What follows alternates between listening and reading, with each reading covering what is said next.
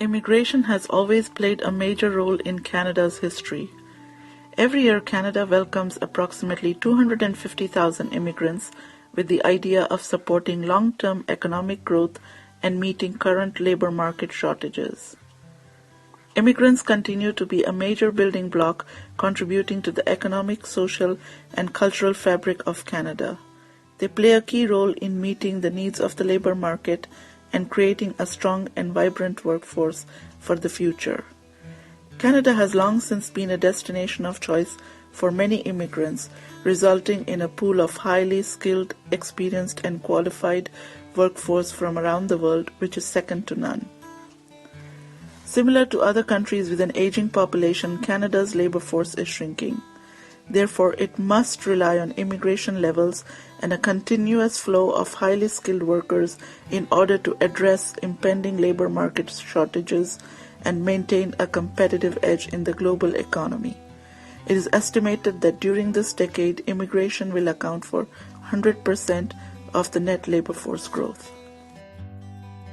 Has a real key message because it's about transformative change, not incremental change. If you have a choice, countries have a choice to either embrace immigration or not. Legitimate policy choice, they can go one way or the other.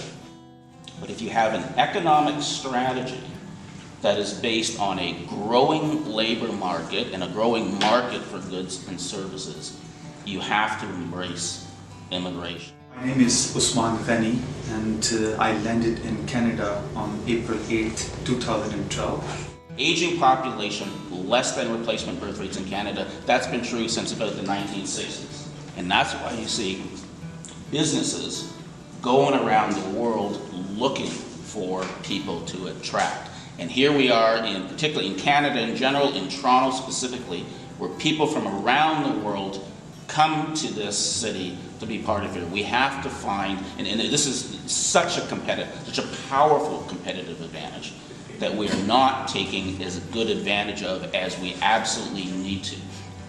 I landed in Canada and I thought that I am from UK, I'm having 11 years of experience in accounts.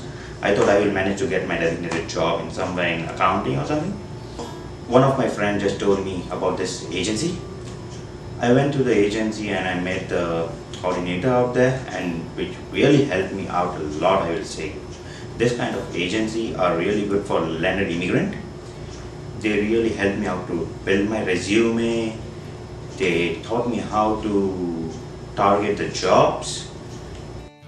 Competitiveness is based on creativity and it's based on innovation. We have two of the most creative, most innovative populations we have, kind of the immigrants and the youth, that we have unemployment rates that are almost twice as high as the total.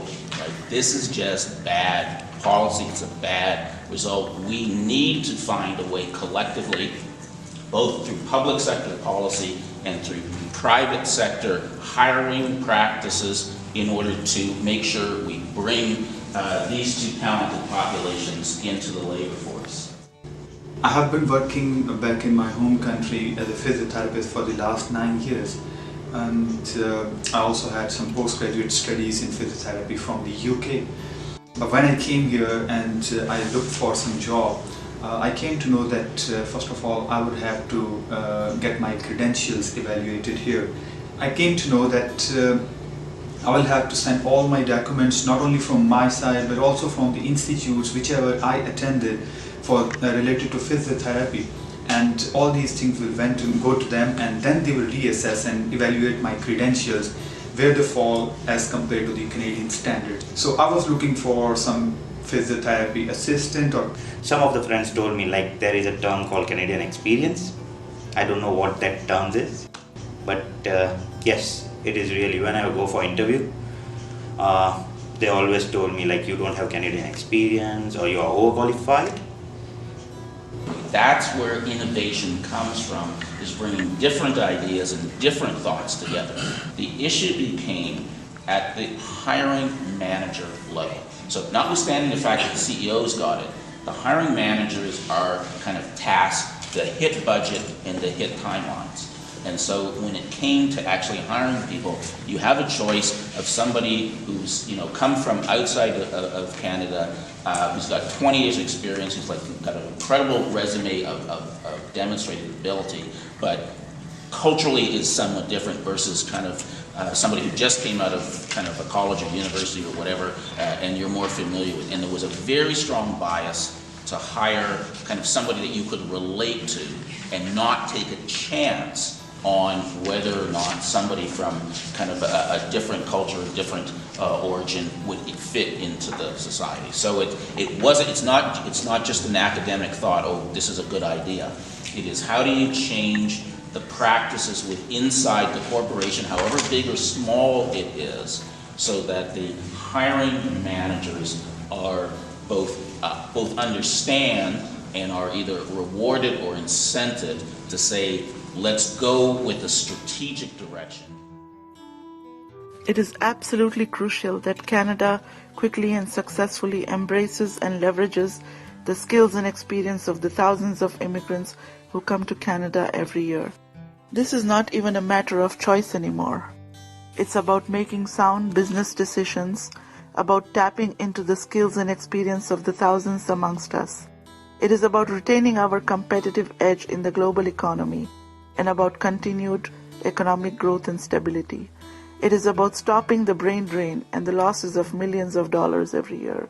Embracing talent, it is the right thing to do.